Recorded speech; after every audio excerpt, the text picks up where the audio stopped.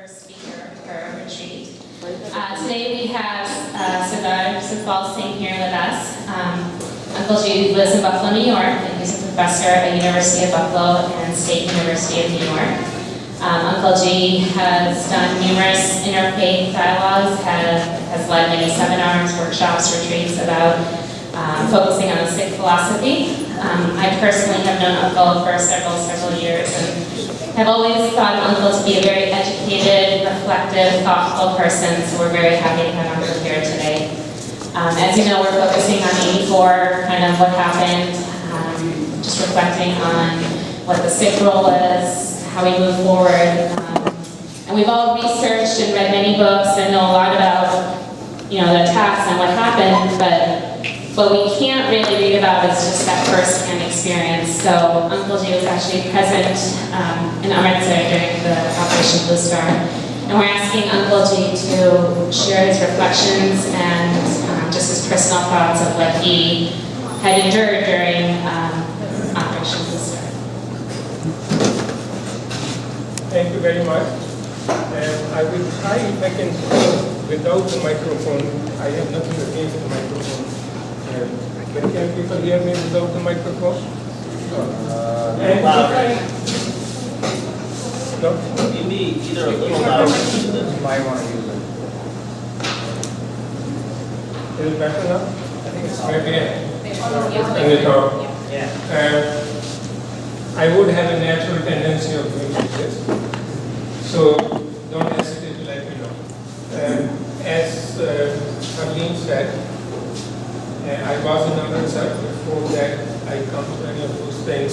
Thank you very much for being here, and thank you very much for taking interest in what happened in 1984 and what has been happening since then.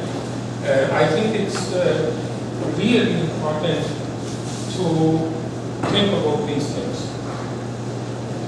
Before I go further, I want to emphasize one thing.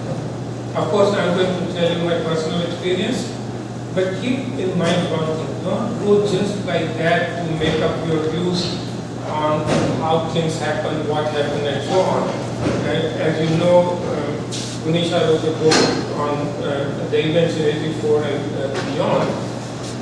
The very first thing I told her when she was very startled after listening to Rubin Hall at one of these camps as to what happened, and she wouldn't believe it. And the first thing I told her was, don't believe anything that you hear just at one occasion. Do your own research. Look at all the evidence, look at all the things that are being said, analyze them carefully in the sense what you think makes sense, what is being propaganda, and so on. And that's what my request to you would be. Don't just go with what I'm saying.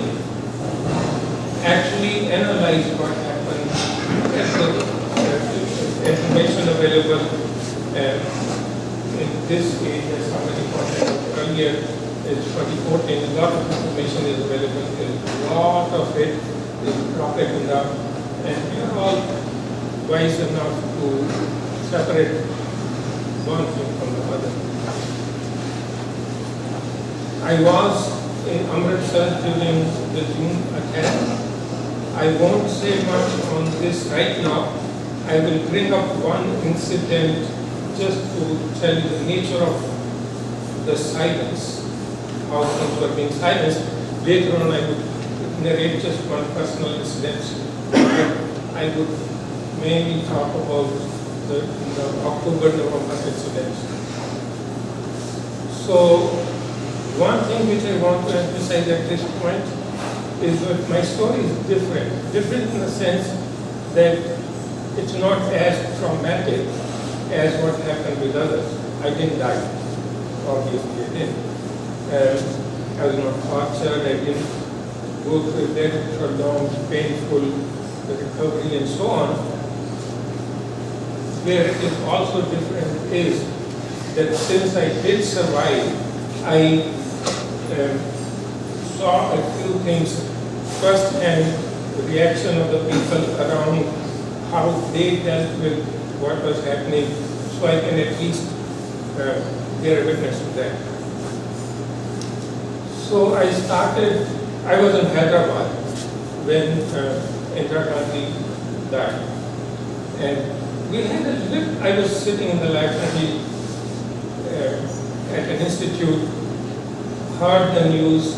I was worried.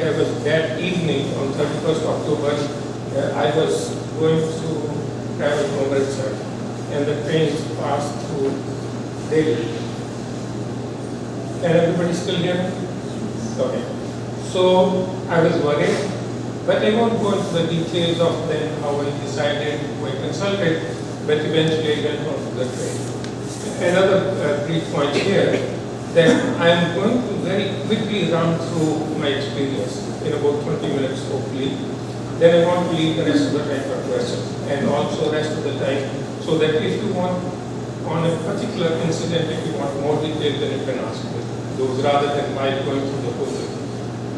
So on the first so I took the train 31st late evening. Nothing happened during the night. On the 1st November, we got down at a platform, had a tea, etc., and again nothing much happened, except for a very minor indication that things did go badly in Delhi. Very minor indication in the sense that on the 3rd or 4th or 5th page, somewhere inside the newspaper that was there, a small 1-column, 2-3 line information saying that in Delhi there was some problem that was resolved. Nothing more. So that in fact, rather than giving me or other passengers with me giving us any concern, it actually was quite soothing, quite not getting the right word. Reassuring that things would. In the evening on the 1st, our train stopped at a station. I don't know the station. This is the Central Railways going from Hyderabad before Bhopal, might be RC or something. So we stopped at the train stopped at the station. We came out, no problem.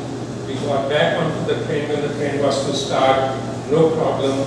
The door closed.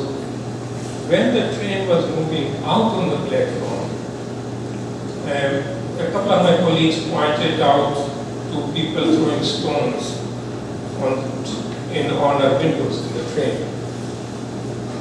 And we realized that they were shouting against 6 and they were throwing stones. The train moved out, we were fine, and we were on our way. So before Bhopal, a couple of very small stations before Bhopal. Bhopal was supposed to be our next station to stop. So the train stopped. It was a very small station, unscheduled stop, and people got out of the train. In India, most of you would not have probably traveled by trains, and also I don't know the system these days, but at least those days, occasionally a train would stop at an unscheduled station. It would be no big deal. Something is happening. Maybe somebody pulled the chain, emergency chain or whatever. So nobody took it seriously. People got down and the train kept stopping there. They moved on. So for another 5-10 odd minutes, there were only murmurs. People came up on the tracks and looking around what's happening. Murmurs started, and it came out that there was a crowd that was coming to each coach individually and attacking seats. So this was also not a big deal for us. We thought, there is a little bit of anger and probably things would be on quickly.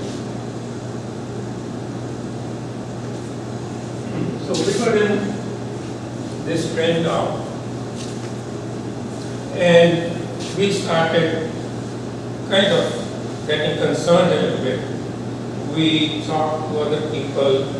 Now, each coach has sub-compartments in it, small sub-cabins, so to say, each cabin taking 8 passengers. This was a sleeper compartment. So we discussed among ourselves, a lot of thoughts ran through our mind.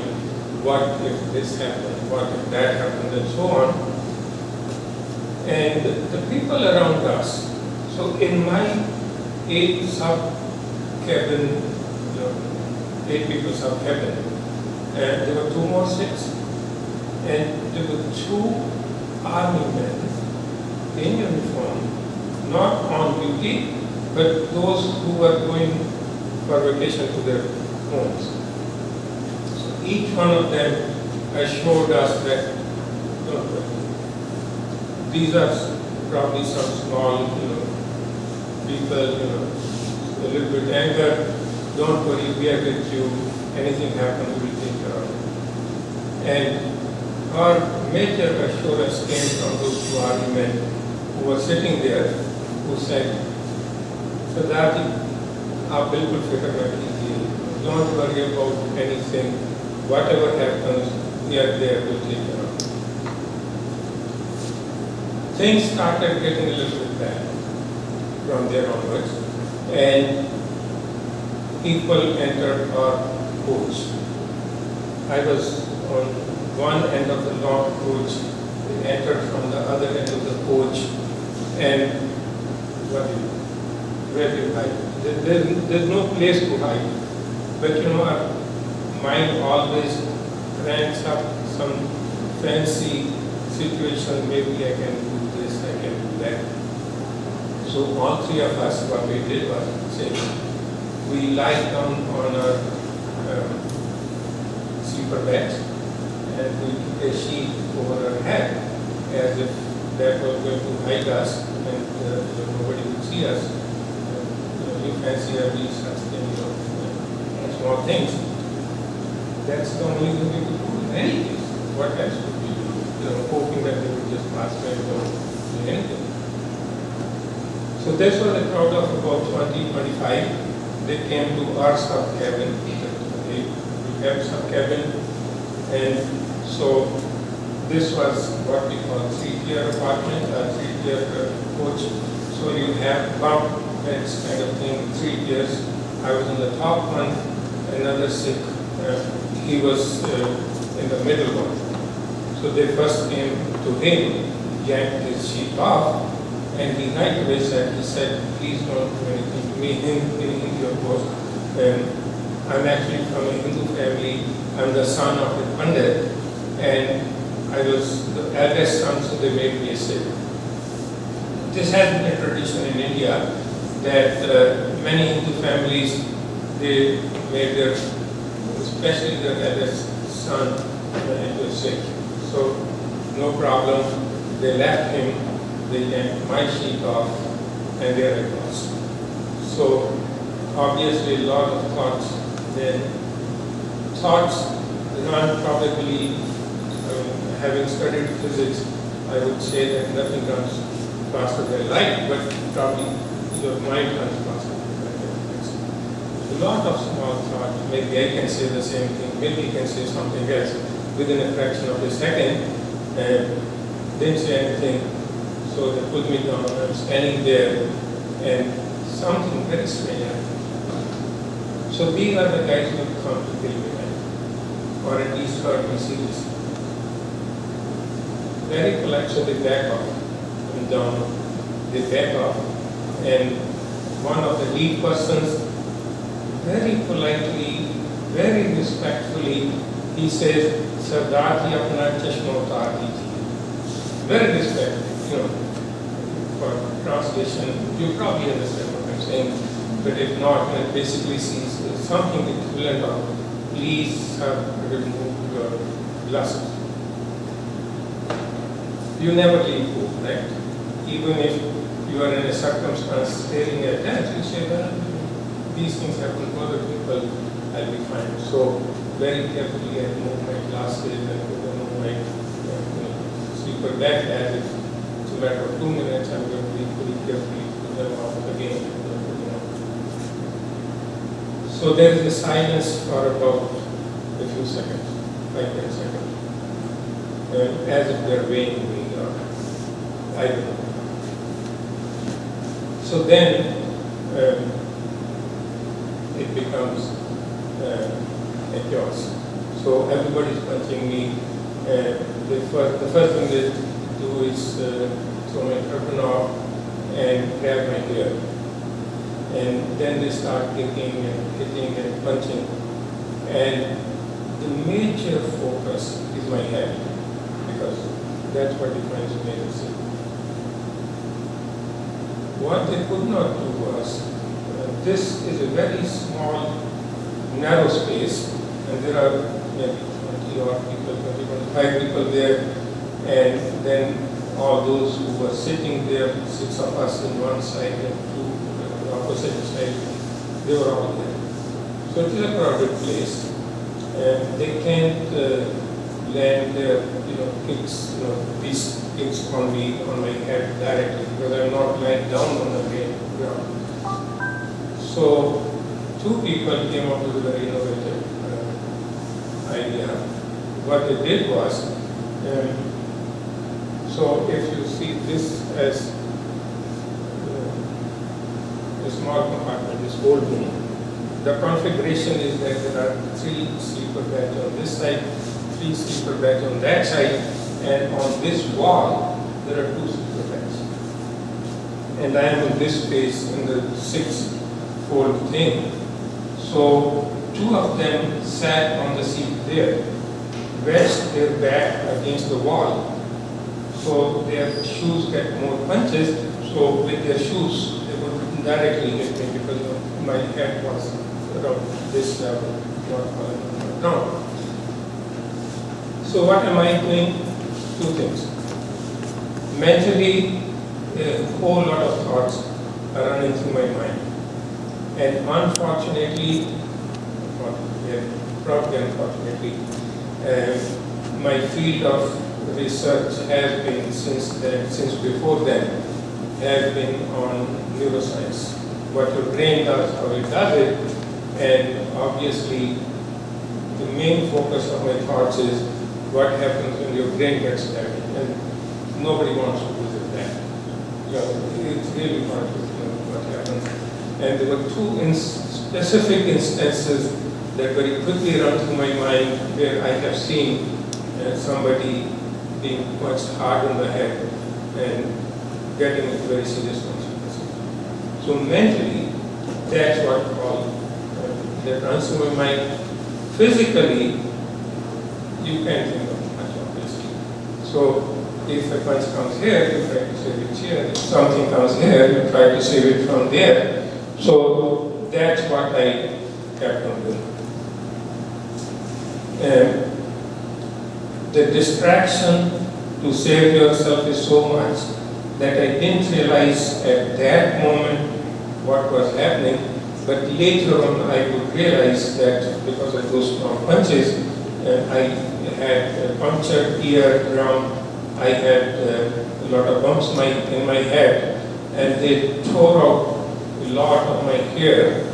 And still, after several days, when I was alive and moving around, and I washed my head as soon as I could, I would still get a whole big lump of hair just coming out, because they had all done all that.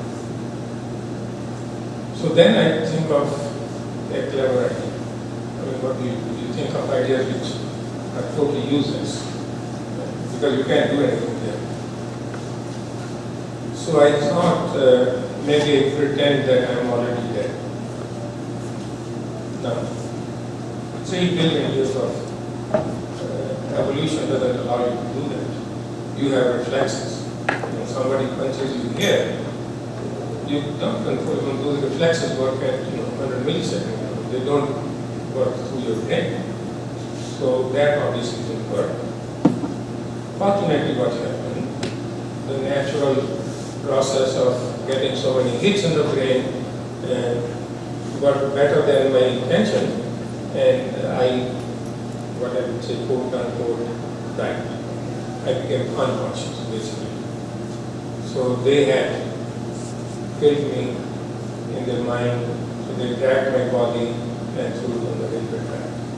So there's a platform here, there's a train here in which we were going, and there's another track here, so they threw me on the track, and then there's the other platform on this side.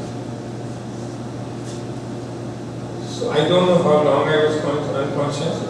My guess is for a short time, because when I came to, the train was still there. While I was being hit, I just remember another thing I want to mention, which is I think important. The crowd was trying their best to hurt me most, but in addition to that, outside our compartment, on the railway tracks next to the train, there were quite a number of policemen standing there. And a couple of them, through the windows, were shouting at these people saying, "मार दो साले को, छोड़ो नहीं, इन्होंने हमारी माँ को मार दिया." Basically saying, kill these guys, don't leave anybody, they have killed our mother, so don't leave anybody. So these were the policemen who were shouting. So then I got my consciousness back, and some nice gentle soul, he immediately picked me up. He said, "Sardar ji, train में चले जाओ, नहीं तो ये आपको पत्थरों से मार देंगे." Basically, on the platform there were hundreds of people standing with those railway track stones you must have seen are there. So he quickly grabbed me, he pushed me to the train back. He said, "Get onto the train right away, otherwise if they realize you are alive, they're going to stone you to death." So I got back onto the train. I get back onto the train, and those people who didn't do anything in my sub-compartment, who witnessed everything, including those two army men who just had to this, who had given us assurance that they would stand by us, who had not stood by us at all. They were very sympathetic and said, "No, we're really sorry for you, and we hope you're all right," etc. By this time, they started telling me what had been happening in the country. Because all those people who had gone down from the train, they had talked to other people around there, talked to people at that railway station, so they knew what was going on. And they said all those things told us, that people in Delhi were being burned alive, people were being, those things that you have heard, all of you, hopefully you have, that, Sikhs were being taken out of the trains, and tires, car tires, put around their neck, doused with kerosene or petroleum, other petroleum products, and then set on fire. They told me about how women were being gang raped, they told me about how children were being butchered and so on, so they told me everything. So now I was worried even more. And I said, well, how do I survive this? There doesn't seem to be any possibility because our train is moving towards Delhi. So then I had another clever idea. You never shot some clever ideas, that don't work. So there were two army men in this sub-compartment, and during all this conversation I had heard that there was an army man who was accosted by the mob but was spared because he was an army man, a Sikh army man. So I had another idea. I asked these two army men, I said, look, thank you very much for all your sympathy. Can you please do some small favor to me? Can you lend me your military uniform? That would be a clear escape from you. Although this was also an illusion because military men were not scared. And I'll tell you how it was. So he said, Sardarji, we really feel bad for you, but that's an army protocol. We cannot lend you money. So Before I asked them, I had all these thoughts in my mind, maybe even if they don't have a spare one, they are not in danger, they don't need one. I'll at the most give back to them and they leave. If that doesn't happen, I mail it to them from office and all those fancy things of no use. They did suggest something to me. They said, "You realize what you're doing?" First I didn't understand, then I understood. I said, "Yes, I can. I do understand what I can do. This will help you do that. We have all the gear that you need. Basically, cut your hair." So I thanked them and I said, "Thank you very much."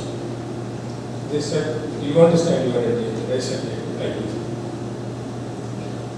Nothing came out of that conversation.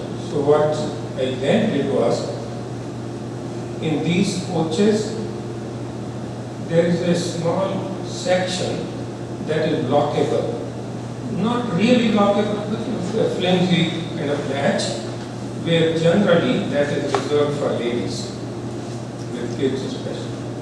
So that was empty, and one of the kinder persons in that section suggested that why don't you go there and lock yourself in? Even if something happens, you'll get this safe. What do you do? I did. So I'm there. And thinking about what is coming up, it becomes very clear to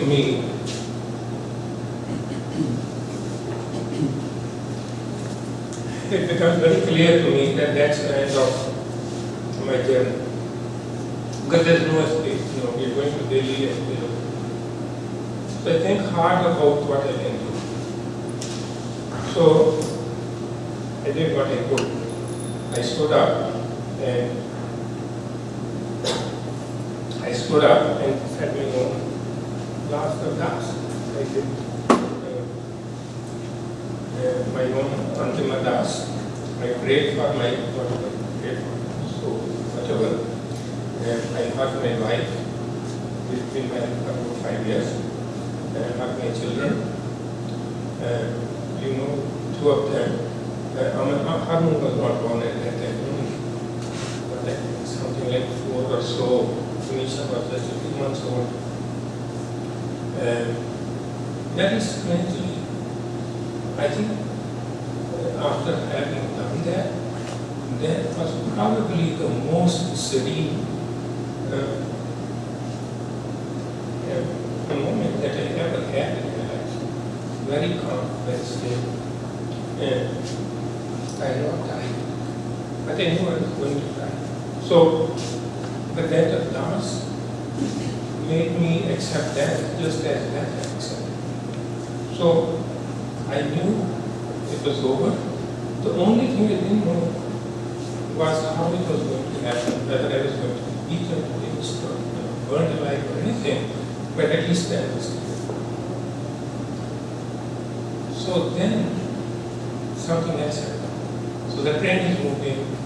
We come to the Gwalior station. Let me just see if there is something else I want to point out in terms of my interaction with others. And that's about it up to this point. So I get back. So I'm this train that stops at Gwalior. The train is there for about 10-12 minutes, and then there is somebody, the two people who board the train, knocking sticks on the floor and saying, "Any Sikh army man here."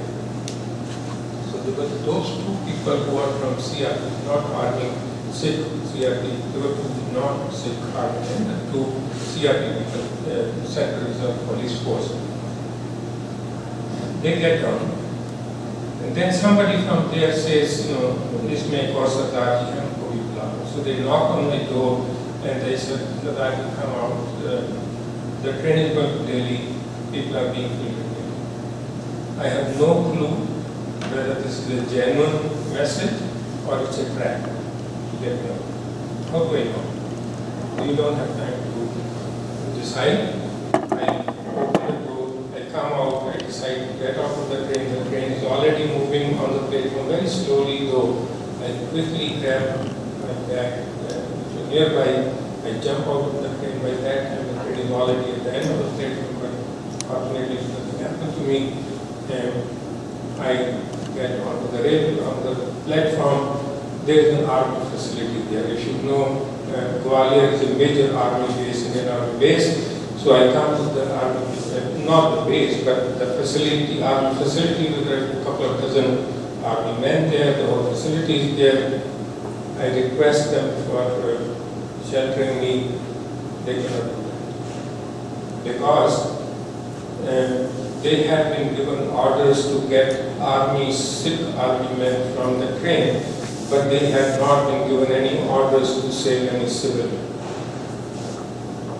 What can you do? You can keep requesting. This was 2 p.m. On 2nd of November, whole night. I kept on asking them, I said, how could you do that? As army people, this is your responsibility to save people. They said, we can. And they told me the reason why they cannot. They told me an actual practical difficulty. And the practical difficulty was that during that morning, before this 2 p.m. so on the first morning, they said there were 2 sick gentlemen who had come here. They had given those 2 sick men shelter. But a mob of about 40 or 50 showed up with stones and sticks, and they wanted those 2 sticks handed to them. And they threatened the army. But this is army. I'm not talking. I can see you. I'm not talking about somebody like me or civilian. This is army. At least a couple of dozen people there. So they should be able to do something. They said we had no other option but we handed over those sticks to them, and I said, what happened to them? What happened? So, what is my fear? Sadaki, that's your fear. The night goes on, it's morning. I said, so somebody has to be responsible for my safety. They said civilian police, not army. I said, get me in touch with civilian police. So in the morning, some senior looking police officer, I don't know the ranks of army, I don't know the ranks of police, but some senior looking police person comes and they tell me he's the chief of police here in this area. Sits with me, he asked me what my problem is. I tell him. He said, Sardar ji, humko ke liye kuch nahi kar sakte because the situation here is too bad, and what can we do? Our own unit will be in danger if we try to save you. So we had this conversation, long conversation, and then he said, I have a solution for you. I said, what's the solution? He said, you were going to Delhi, right? I said, yes. He said that the train which is going to Delhi soon, passing through this station, why don't you ride and go to Delhi? You'll be there where you wanted. I said, but this is what I hear about Delhi. He said, yeah, that's right. I said, so I will be there. He said, Sardar ji, ये आपका भाग्य है, इसमें हम कैसे interfere कर सकते हैं? This is your destiny. How can I interfere in your destiny? So, no escape there. We stand up and he said, you know your solution. And by this time I know what he means. He said, yes, I thought about it. I had the whole night to think about it. He said, no, you have not. I said, I have thought about it. He said, you have children. Are you married? I said, yes. You have children? I said, yes. Would your wife approve of your decision? I said, I'm sure. Would your children approve? So he's trying to walk me out of this. And then he says, he's still unsure that I talked about it. He said, I hope you understand what I'm saying. So he makes this gesture of scissoring action. He says, I hope you understand what I'm saying. I said, sir, I talked about it. Then he says, thank you very much. Wish you good luck. And his parting words what close parting words or things like that. So we had breakfast, Army gave us breakfast, and then the situation continues. A couple of senior Army officials visit there, and they say, so I try to talk to them, nobody lets me go to those army, just even to talk. So then somebody who looked like a very senior person, he comes there, everybody's attention is on. Then another thought rushes to my mind. I think these guys are not going to let me talk to them. All I want to tell them is to each other. These guys are not going to let me talk to him. I'm going to just rush to him, just run to him. At the most, they will kill you. At the most, they'll shoot you, which will be better than what I'm going to face anyway. So, without them noticing anything, before they noticed anything, I ran to him and I was there. And he gets a little bit surprised about how somebody do this. Then he says, ask me what's your problem. I tell him, he thinks about it, and he calls one of his other senior people. He says, take him to the barracks. Or something like that. So that gives me a break. So they take me to the barracks, give me a room to stay in there. And one other short story. Next to me is the room of the second lieutenant who had just joined the army. He is sent that night. So this is now 2nd of November. That night he is sent to some railway station towards Delhi to rescue a very senior Sikh army officer. He comes back, he tells me what he saw. He says, Sardarji, that Hyderabad train that you were on that, there was a special coach where army men were traveling. There were 37 Sikh army men in that coach, and I have seen 37 myself. So then he tells me another story.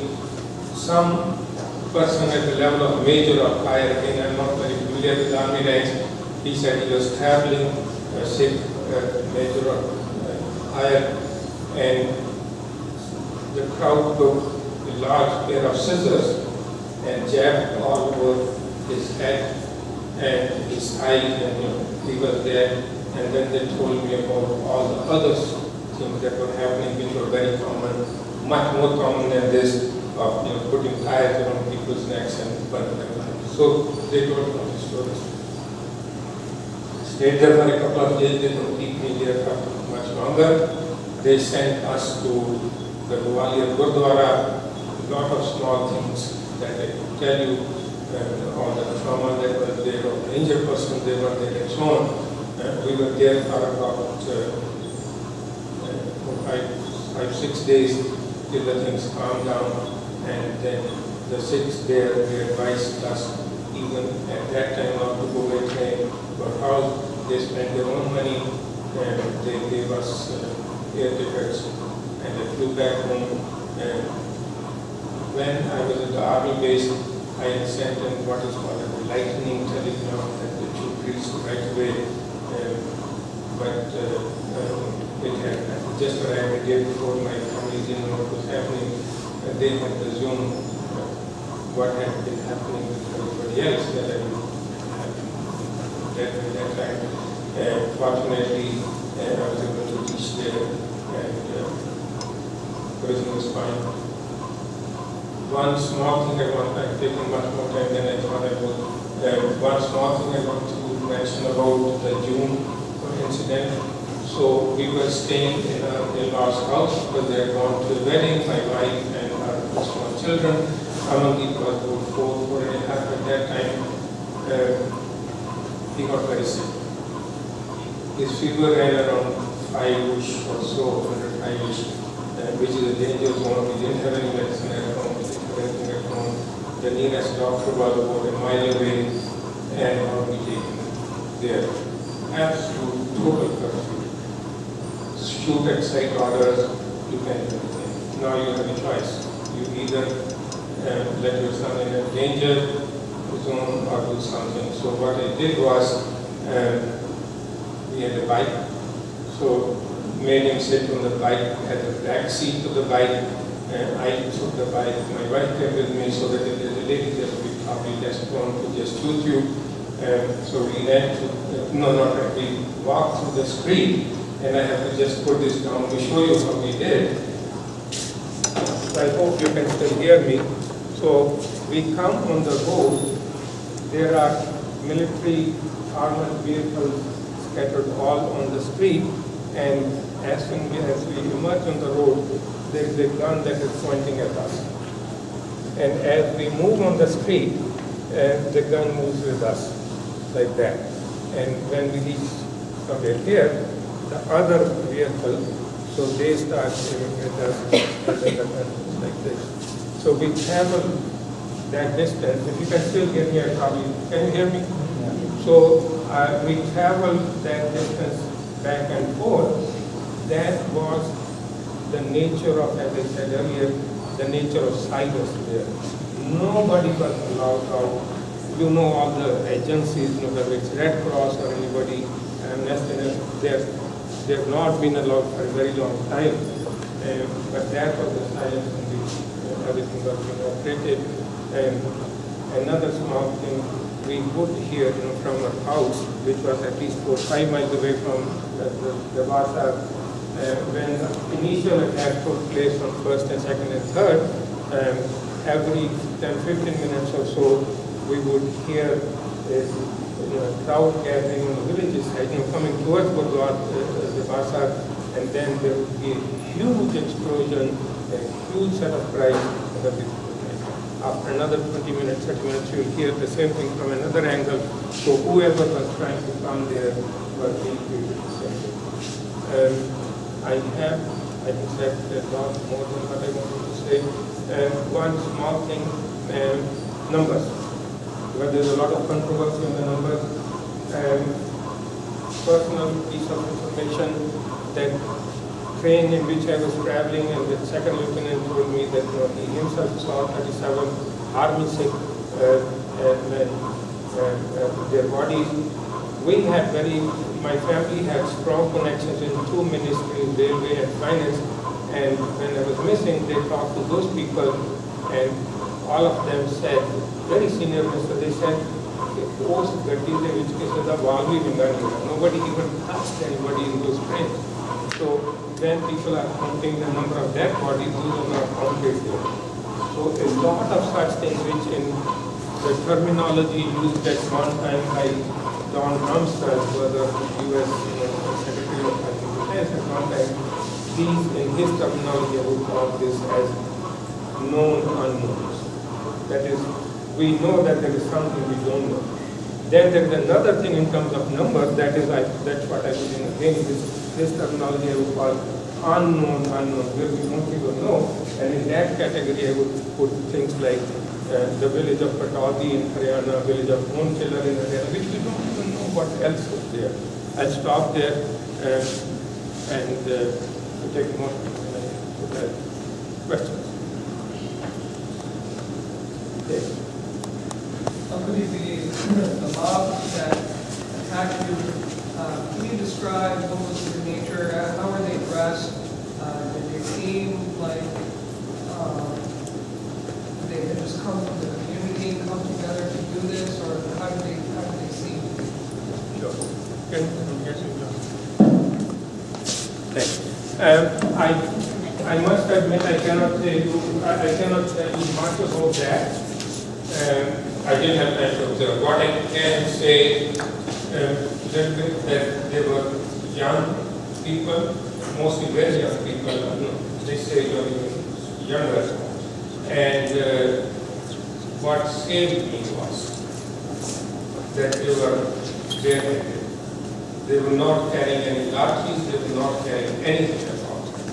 So just their forceful punches by shoes and by hands and everything, Actually, it's weird. I think what also saved me was that they were more interested in pulling my hair out then from that close quarter, from this close quarter, just giving me strong punches in that. I want to survive that. Beyond that, I can't say much.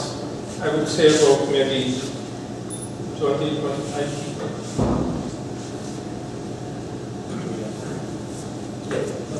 What happened to the other 6 that was reviewed? You said there were 3. So there were 2 other 6. Can you repeat his question? I'm saying, Can you repeat the question? so the question is what happened to the other 6 who were with me? They were both from Central Reserve Police Force. They were also not given shelter because they were not military after all, even though they were from a force. One of them was with his wife and 2 children, young children. We went together. Once I was given shelter in the barracks, we went together to the barracks. They were put in some other rooms and unfortunately don't have any contact. I'm sorry, I guess they would have been all right after that. you said you didn't have what with them? I don't have any contact with them after that. I kind of missed a few minutes, so if you already covered this, I apologize. But did you notice any anti-Sikh sentiments or feelings before the attack came up and the time coming up? And then what was the environment like between the attack and the riots? Had you ever noticed or felt that there might be some tension that you should be sure? Anybody, did everybody hear the question? Yes. Okay. Couple of things that ran through my mind on the 21st itself when I was sitting in the library and I was trying to decide whether I take the train or not. Before that, some of you may remember there were Asia Games held in New Delhi, and a couple of Sikhs going from Punjab to New Delhi were roughed up in Haryana. I think one of them died also, I'm not sure. That was my concern. So I talked to my friend. If you remind me later on, I will tell you something about that friend also. I talked to my friend who was going to take me to the railway station. We discussed it. I was concerned. He said, Satpal, nothing is going to happen. And I also rationalized in my mind the same thing. I said, I'm going up to Delhi. The train is going to stop at Delhi. If we hear any problem, then I would not even go further. Who knew at that time that Delhi was going to be out of the problem? I did. And the only other indication I got was on the morning of the 1st, when we saw a small clip in the newspaper about a small problem in Delhi. But that, as I said earlier, was more reassuring than anything. The only thing after that came was pelting of stones on a coach. Nothing of that. So our first indication, the very first indication of serious problem was when the train stopped and people started talking.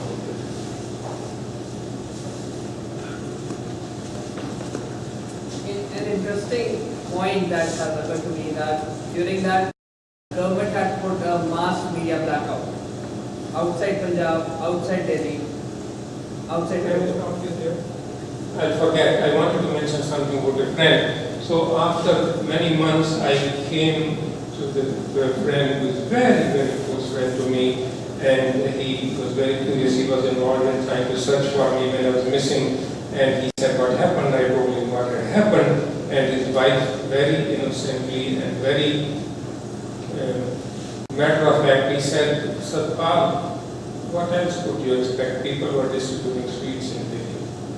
So that was her response to a friend, to a close friend who was killed, almost killed. That distribution of sweets, right or wrong, whether the sweets were distributed or not, I don't know, maybe, but that in her mind was justification. Sorry, coming back to your question. It wasn't a question, it's like thought that there's a media blackout. We are talking about 80s when leave aside internet, the phones are not accessible. Imagine the kind of word, the way the word got spread out that we need to do this kind of movement against the Sikhs, right from the top, from Kashmir, Punjab, Haryana, coming all the way down to Madhya Pradesh and Gwalior. Within a couple of hours, the intensity. Do you have the idea like how was this propaganda spread so quickly? Okay, I hope everybody heard the question. To be very frank, in terms of logistics, I do not know how this propaganda was spread so quickly, even though there was no electrons available, electronic media were not available, and there were lots of telephones and so on, and there are things that you hear about Rajiv Gandhi being wherever he was, he gave orders. So those logistics I would not know. But your question or your comment brings up something that I want to say, and that is, it's very difficult if you beat me up. It's very difficult for me to even ask myself a question, what was my fault in this? I would always say, look, this guy is really terrible.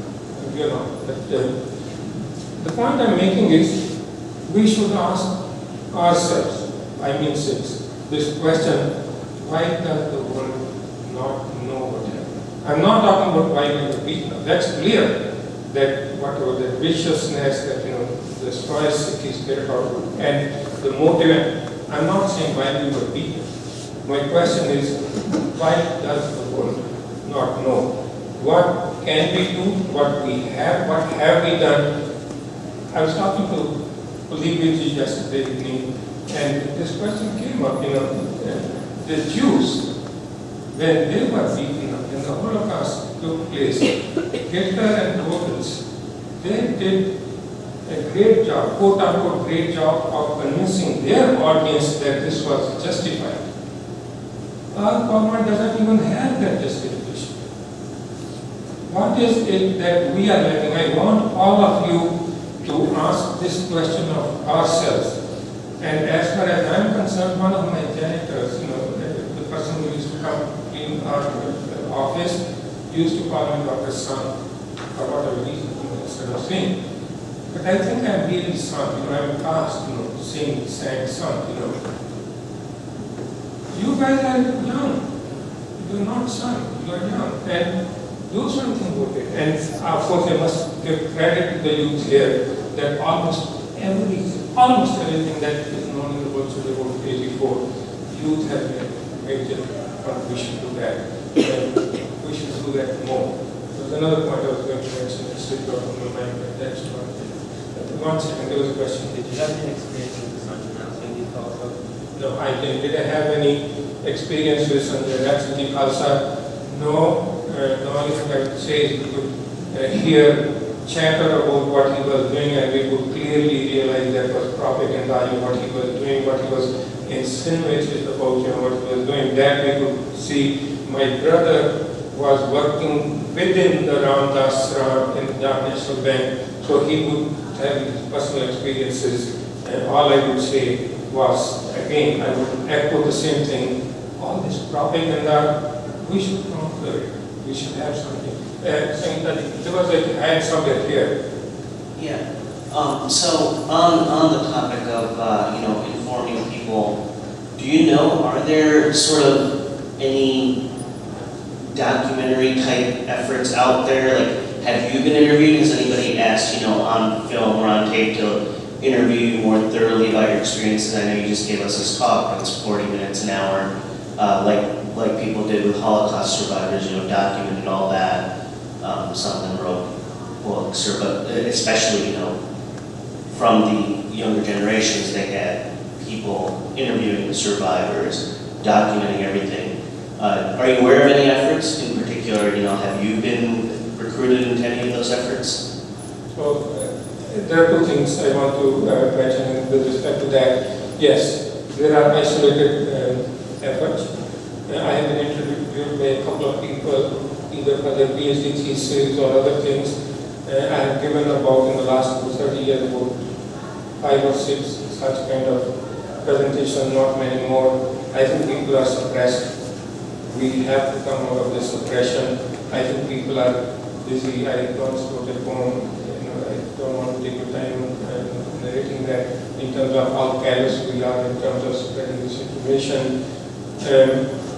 But I want to come to another point with respect to that, and I must say that I say this with a huge feeling of embarrassment, and that is that there were a couple of movies that were made, and your documentary movies that most of you are aware of, and in several gatherings I have tried to say at least buy this movie. I actually got 20 odd copies of those videos, hoping that somebody would buy them.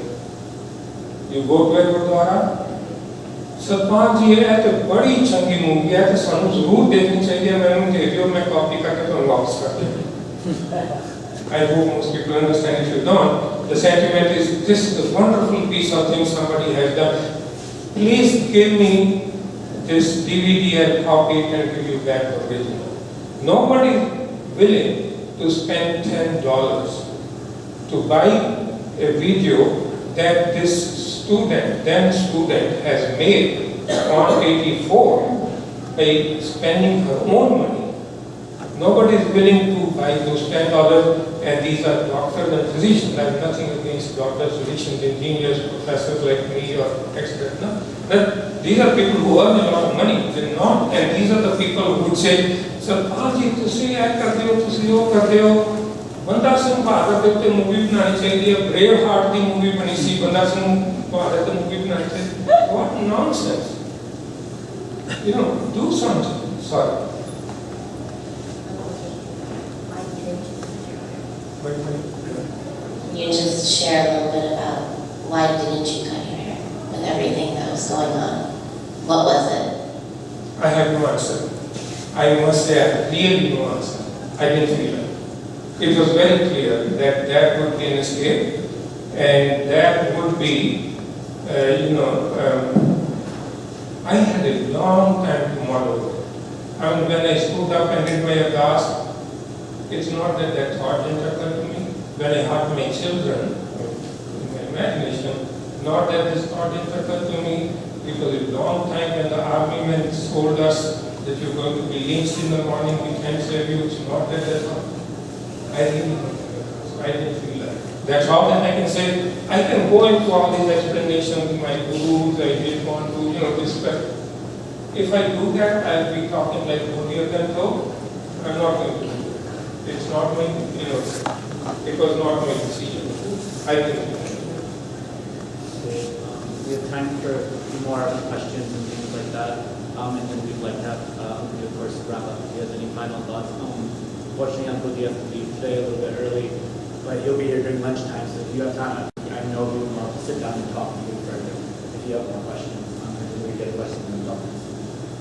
So, what were your immediate feeling or the response in your mind that you wanted to do in response to what happened with you, or you wanted the community should do, or this should do, and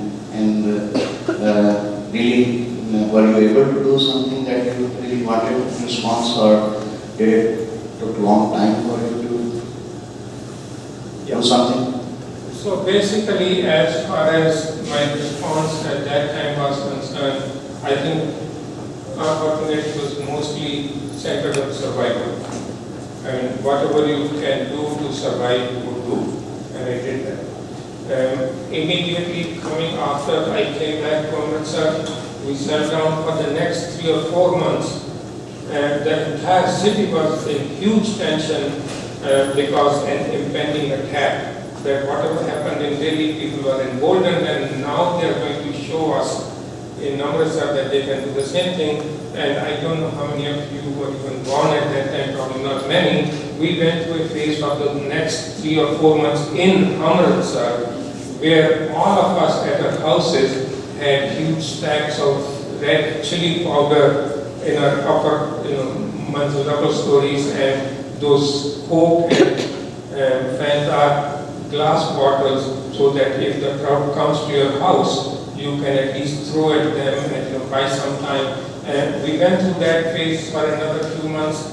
Then my next thought was to bail out.